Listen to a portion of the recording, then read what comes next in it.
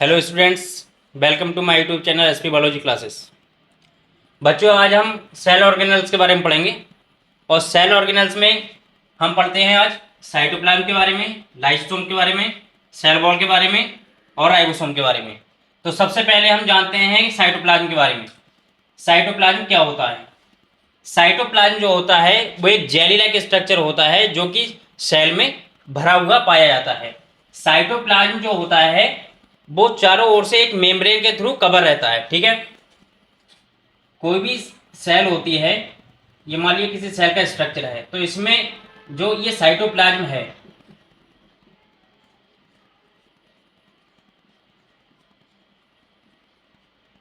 ये एक मेम्ब्रेन के थ्रू कैसा रहता है, कवर रहता है।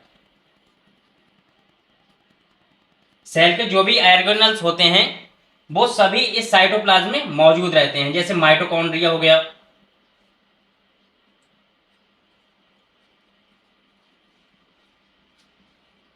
गोल्जी बॉडी,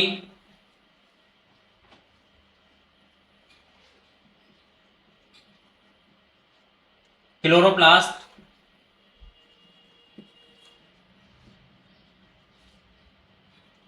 ठीक है। ये जो जितने भी सेल ऑर्गेनल्स होते हैं वो किस में मौजूद रहते हैं? सभी साइटोप्लाज्म में मौजूद रहते हैं। अगर प्लांट सेल की बात करें तो प्लांट सेल में क्या होता है, क्लोरोप्लास्ट होता है, क्योंकि ये किसका कैरेक्टर है, प्लांट सेल का कैरेक्टर है। कभी कभी ये एनिमल सेल में भी पाया जाता है, जैसे यूग्लिना एक प्रोटिस्ट है, ठीक है, तो उसमें भी ये क्लोरोप्लास्ट जो होता है वो पाया जाता है। अब देखते हैं कि साइटोप्लाज्म जो होता है वो किन किन चीजों से मिलकर बना होता है। तो साइटोप्लाज्म में 70% वाटर होता है, 70% वाटर होता है, और बाकी इसमें प्रोटीन्स, साल्ट,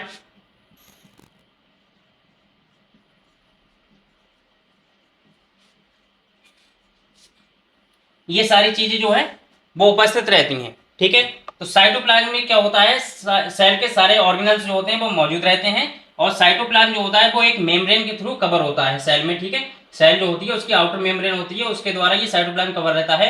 और साइटोप्लाज्म किन किन चीजों से मिलकर बना होता है? ये वाटर से मिलकर बना होता है, इसमें प्रोटीन भी पाया जाता है और साल्ट भी पाया जाता है। अब देखते हैं कि लाइसोसोम क्या होते हैं। तो लाइसोसोम जो होता है, लाइसोसोम एक थैली लाइक स्ट्रक्चर होता है। लाइसोसोम जो होता है वो एक सैक लाइक स्ट्रक्चर होता है। ठीक है, ये मेम्ब्रेन से घिरा हुआ स्ट्रक्चर होता है। अगर हम इसके स्ट्रक्चर की बात करें तो लाइसोसोम कुछ सर्कुलर टाइप की स्ट्रक्चर होता है। ये किससे बाउंडेड होता है? मेम्ब्रेन से घिरा हुआ एक स्ट्रक्चर होता है। लाइसोसोम में एंजाइम पाया जाता है, इस एंजाइम को कहते हैं एंजाइम। ये डाइजेस्टिव एंजाइम होता है, डाइजेस्टिव एंजाइम होता है। ठीक है, इस एंजाइम का जो नाम होता है वो होता है हाइड्रोलिटिक एंजाइम।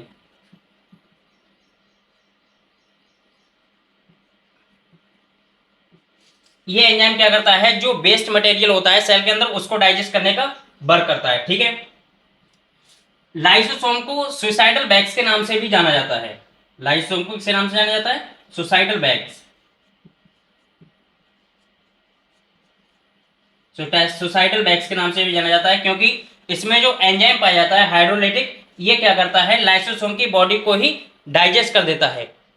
ठीक है, यह हाइड्रोलिटिक एंजाइम क्या करता है, सुसाइडल बैग्स से इसलिए कहते हैं क्योंकि हाइड्रोलिटिक एंजाइम जो पाया जाता है लाइसोसोम में, ये लाइसोसोम की बॉडी को ही डाइजेस्ट करके उसे नष्ट कर देता है। यानी कि लाइसोसोम की जो मौत होती है वो किसके द्वारा होती है? हाइड्रोलिटिक एंजाइम के द्वारा होती है, जो कि किसमें पाया जाता है? लाइसोसोम में पाया जाता है। इसलिए इसे क्या कहते हैं? सुसाइडल बैग्स कहते हैं। ठीक है, लाइसोसोम का जो फॉर्मेशन होता है वो गोल्जी बॉडी के द्वारा होता है।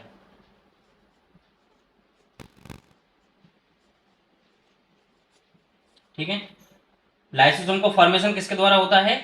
गोल्जी बॉडी के द्वारा होता है। अब बात करते हैं सेल वॉल की। सेल वॉल जो होता है ये प्लांट सेल का बेसिक कैरेक्टर होता है। किसका कैरेक्टर होता है? प्लांट सेल का। प्लांट सेल का बेसिक कैरेक्टर होता है। सेल वॉल का जो फंक्शन होता है सेल में, वो सेल को प्रोटेक्शन प्रोवाइड कराने का होता है। सेल को जो प्रोटेक्शन प्रोवाइड कराता है प्लांट सेल में, वो कौन कराता है? सेल वॉल कराती है। ठीक है, सेल वॉल जो होती है वो सेल मेम्ब्रेन के आउटर साइड पाई जाती है। जैसे किसी भी सेल का अगर हम स्ट्रक्चर देखें, मान लिया हमने ये सेल बनाई और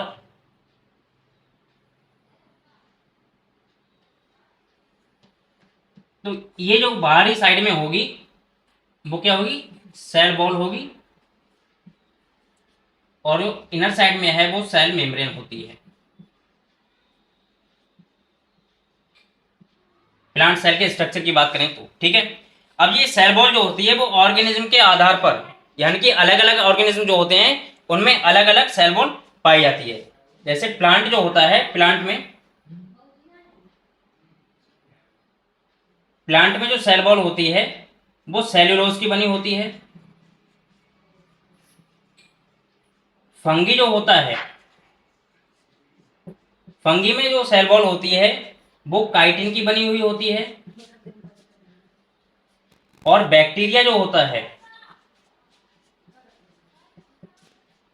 बैक्टीरिया में सेल वॉल जो होती है वो पेप्टिडोग्लाइकन की होती है।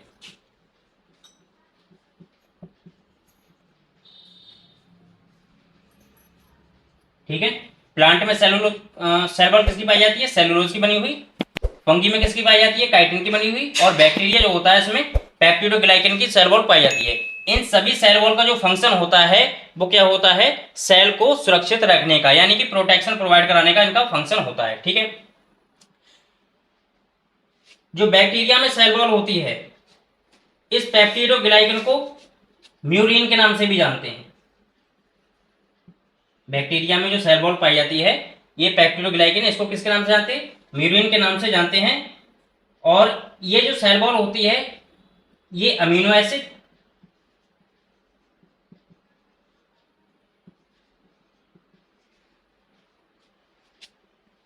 और शुगर की बनी हुई होती है। अमीनो एसिड और शुगर की ये सेल वॉल जो होती है वो बनी हुई होती है। अब बात करते हैं राइबोसोम की। तो राइबोसोम क्या होते हैं, राइबोसोम जो होता है वो छोटी छोटी स्ट्रक्चर होता है सैक लाइक। ठीक है। Ribosome small sac like structure होते हैं।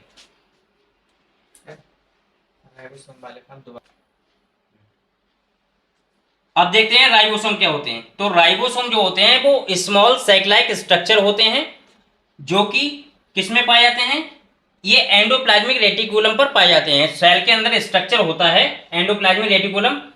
सेल जो होती है, सेल के अंदर एक न्यूक्लियस पाया जाता है। जैसे मान लिया ये स्ट्रक्चर सेल का है और सेल के अंदर ये न्यूक्लियस है, तो न्यूक्लियस के बाहरी साइड में इस तरह से ये एंडोप्लाज्मिक रेटिकुलम होता है और एंडोप्लाज्मिक रेटिकुलम पर इस तरह से ये राइबोसोम्स पाए जाते हैं। ठीक है। तो राइबोसोम जो होते हैं वो प्रोटीन सिंथेसिस का वर्क करते हैं। किसका वर्क करते हैं, प्रोटीन सिंथेसिस का वर्क करते हैं। ठीक है। प्रोटीन का फॉर्मेशन करते हैं। अब राइबोसोम में जिस प्रोसेस के द्वारा प्रोटीन का फॉर्मेशन होता है उसे हम कहते हैं ट्रांसलेशन। क्या कहते हैं, ट्रांसलेशन। सबसे पहले तो जो डीएनए होता है, डीएनए से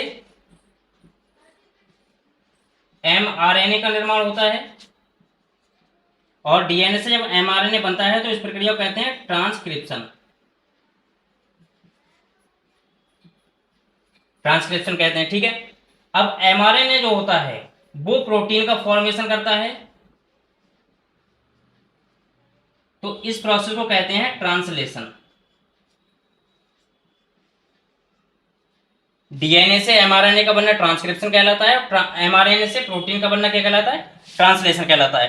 तो राइबोसोम को प्रोटीन सिंथेसिस की फैक्ट्री कहा जाता है। और ये किसमें पाए जाते हैं, मैंने जैसे कि अभी बताया कि एंडोप्लाज्मिक रेटिकुलम के बाहर की ओर पाए जाते हैं, एंडोप्लाज्मिक रेटिकुलम पर ये पाए जाते हैं। एंडोप्लाज्मिक रेटिकुलम राइबोसोम की प्रेजेंस के आधार पर दो प्रकार के होते हैं।